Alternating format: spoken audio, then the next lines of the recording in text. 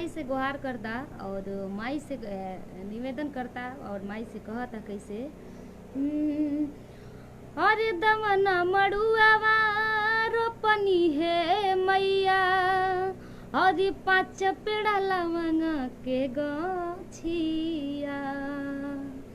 दमना मड़ुआवा रोपनी है मैया, अरे 5 पेड़ा लवंग के गछिया। कि दूनो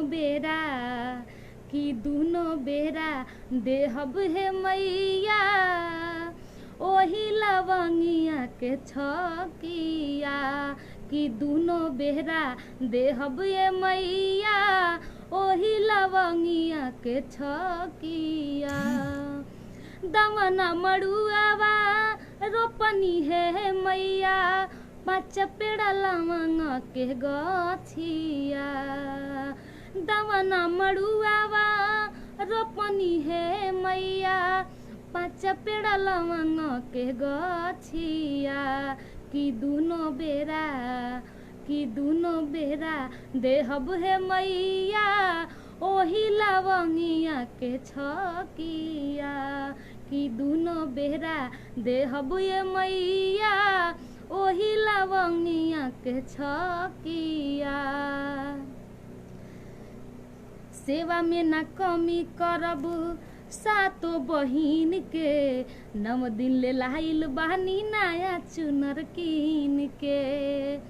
सेवा में ना कमी करब सातो बहिन के, 9 दिन ले लाइल बहनी नया चुनर कीन के।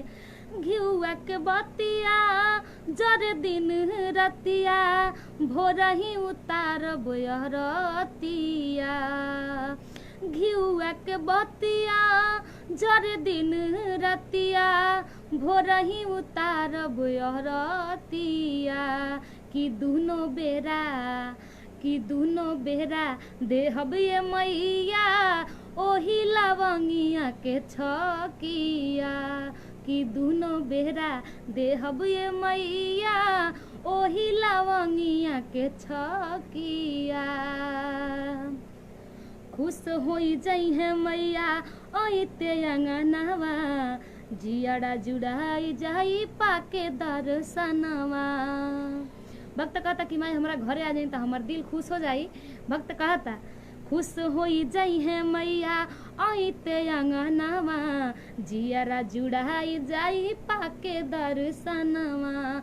5 पहनावा कोरा बर्तनवा, 5 गो सुपारी लैचिया। 5 पहनावा कोरा बर्तनवा, 5 गो सुपारी लैचिया। कि दूनो बेरा देहब ये मैया, ओही लवंगिया के छकिया। कि दूनो बेरा देहब ये मैया, ओही लवंगिया के छकिया। और आगे भक्त माई से कहता कैसे। सोने के कराहवा में दूध उजियाइल, पुड़िया जौरिया माई के भोगावा लगाई। सोने के कराहवा में दूध उजियाइल, पुड़िया जौरिया माई के भोगावा लगाई। पुड़िया जौरिया माई के भोगावा लगाई। घिउआ के बतिया जरे दिन रतिया, भोरही उतारब रतिया। धुरुपया शोकनी लम सागर, करेले दिन रात गोहरिया। कि दूनो बेरा देहब ये मैया, ओही लवंगिया के छकिया।